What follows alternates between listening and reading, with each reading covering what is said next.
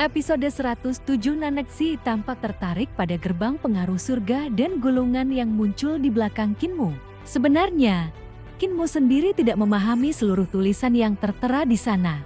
Ia hanya mengenali beberapa kata pada gerbang tersebut. Satu-satunya frasa dalam bahasa Yodo yang ia ketahui adalah gerbang pengaruh surga. Bahkan hanya karena mengetahui kalimat itu, ia hampir kehilangan nyawanya saat berhadapan dengan Raja Iblis Dutian.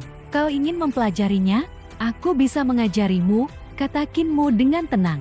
Suara Li Tianxing terdengar dari mulut Naneksi. Dengan nada mengejek ia berkata, aku perlu diajari olehmu. Kau adalah pemimpin kultus suci saat ini. Tetapi aku juga pernah menjadi pemimpin sebelumnya. Bahkan aku adalah seniormu. Kalau sampai kau yang mengajariku, di mana aku harus menyimpan harga diriku? Kinmu tersenyum tipis. Tapi kau tidak memahami teknik sejati Saturnus berdaulat bumi. Li Tianxing langsung kesal dengan gaya yang berlebihan. Ia memutar mata Naneksi dan berkata, aku pernah menjadi pemimpin kultus suci. Apa yang tidak kuketahui? Kinmu memilih mengabaikannya. Ia segera menenangkan pikirannya karena tatapan Li Tianxing barusan hampir berhasil mempengaruhi kesadarannya. Ia lalu menjalankan keterampilan kebangkitan mata 9 surga. Lapisan demi lapisan penglihatan surgawi terbuka di matanya. Saat ia memandang Kaisar Yanfeng, yang terlihat hanyalah harta surgawi yang telah hancur seperti dunia yang runtuh. Tiba-tiba Kinmu mengeluarkan seruan pelan. Di antara kedua alisnya muncul celah. Lalu terbuka sebuah mata ketiga. Mata itu tidak menyerupai mata manusia biasa. Mata tersebut seakan berasal dari dunia bawah yang suram. Aura gelap dan menyeramkan memancar darinya hingga cahaya lampu minyak di ruangan menjadi redup. Saat mata itu terbuka, seluruh ruangan terasa seolah telah memasuki dunia lain yang asing dan menakutkan. Dengan mata tersebut, Kinmu memeriksa kondisi Kaisar Yanfeng. Ia dapat melihat langsung jiwa, roh, dan roh primordial sang kaisar.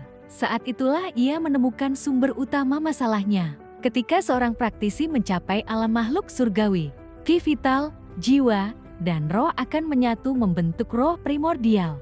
Roh primordial inilah yang muncul sebagai sosok dewa raksasa di belakang para ahli alam makhluk surgawi. Roh primordial Kaisar Yanfeng masih berdiri di atas jembatan surgawi, seolah hendak menyeberang menuju alam para dewa. Namun karena alam rahasianya telah hancur, roh primordial, jiwa, dan rohnya juga mengalami kerusakan berat. Jiwa dan rohnya tercerai-berai, sementara roh primordialnya kehilangan perlindungan. 3 jiwa dan 7 rohnya tidak lagi utuh. Selain itu, energi mengerikan yang masih tersisa terus menghantam tubuhnya, membuat jiwanya semakin tidak stabil. Karena itulah, meskipun tubuh Kaisar Yanfeng berhasil diselamatkan, jiwa dan rohnya tetap tidak mampu bertahan lama di dalam tubuhnya. Wajah Li Tianxing tiba-tiba menjadi serius. Aku memang belum pernah mempelajari mata itu, katanya perlahan. Tetapi, apakah itu benar-benar bagian dari teknik sejati yang berasal dari kitab suci iblis surgawi? Kinmu menutup mata ketiganya dan membubarkan wujud Saturnus berdaulat. Sambil berjalan mondar-mandir, ia berpikir keras. Li Tianxing menahan rasa penasarannya dan memilih menunggu. Tiba-tiba Kinmu bertepuk tangan. Aku mengerti, ia tersenyum. Daripada hanya melihat dari luar, lebih baik kita masuk langsung ke dalam tubuh Kaisar Yanfeng dan memeriksanya secara rinci. Guru kultus Li, ikutlah denganku. Li Tianxing terkejut. Masuk ke dalam tubuhnya, bagaimana caranya? Itu mudah, Kinmu menjelaskan. Dalam kitab suci iblis surgawi ada teknik ilusi bayangan yang memungkinkan seseorang menyembunyikan tubuh fisiknya di dalam bayangan. Ada juga teknik biji sesawi surgawi yang dapat mengecilkan ukuran tubuh. Jika kedua teknik itu digunakan bersamaan, kita bisa mengecilkan diri lalu berubah menjadi bayangan untuk memasuki tubuh Kaisar Yanfeng. Kinmu meliriknya. Jangan bilang kau tidak tahu teknik itu. Li Tianxing tertawa sinis. Bagaimana mungkin aku tidak tahu? Kinmu mundur selangkah, lalu meraih tangan Naneksi yang sedang dikuasai Li Tianxing. Keduanya segera menjalankan teknik ilusi, bayangan dan teknik biji sesawi surgawi secara bersamaan. Tubuh mereka mengecil dengan cepat, hingga berubah menjadi 2 bayangan hitam tipis yang meluncur masuk melalui titik di antara alis Kaisar Yanfeng. Meskipun kelima indranya telah disegel, Kaisar Yanfeng masih bisa merasakan dua bayangan bergerak di dalam tubuhnya. Mereka tiba di harta surgawi embrio roh dan berhenti di tepinya. Pemandangan yang terlihat sangat mengerikan. Harta surgawi embrio roh Kaisar Yanfeng telah hancur total. Embrio roh dan panggung rohnya remuk berkeping-keping. Langit dipenuhi ribuan lubang besar. Bahkan terdapat retakan raksasa yang menembus langit, memperlihatkan tulang tengkorak putih di luar tubuhnya. Darah segar mengalir turun seperti air terjun.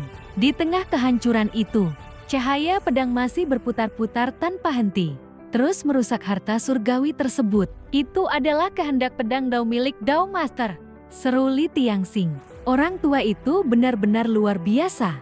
Bahkan setelah pertempuran selesai, jejak pedangnya masih terus menghancurkan bagian dalam tubuh lawannya. Qin Mu bertanya, "Bisakah kau mengambil pedang itu?" Li Tianxing tersenyum dingin. "Kenapa aku harus membantumu?" Qin Mu membalas dengan santai, "Kau sudah melihat begitu banyak teknik dari kitab suci iblis surgawi milikku. Bukankah seharusnya ada balasan? Kalau tidak mau membantu, besok aku akan meminta bantuan Nenek Si." Li Tianxing mendengus. Ia mengulurkan 10 jari sekaligus. Benang-benang ki vital muncul dan saling terhubung membentuk kurungan ruang yang rumit. Kurungan itu terus berkembang menjadi kurungan yang lebih kecil di dalamnya. Lalu kurungan lain di dalam kurungan berikutnya. Seolah tak berujung, ia melemparkan kurungan tersebut ke arah cahaya pedang. Dalam sekejap, cahaya pedang tersedot masuk dan menghilang. Li Tianxing menarik kembali kubus ruang itu lalu memainkannya di tangannya sambil memandang Qin Mu dengan bangga.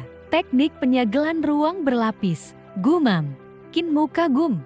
"Sungguh luar biasa. Kau mungkin mengenalinya, tetapi belum tentu bisa menggunakannya," kata Li Tianxing sambil tertawa. Namun Qin Mu langsung memperagakan teknik yang sama.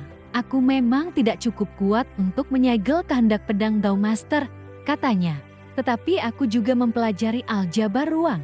Aku memahami prinsip teknik ini. Hanya tingkat kultivasiku yang masih lebih rendah darimu." Li Tianxing mendengus kesal. Namun karena suaranya terdengar lembut dan feminin melalui tubuh Nenek Si, kesannya justru lucu daripada menakutkan.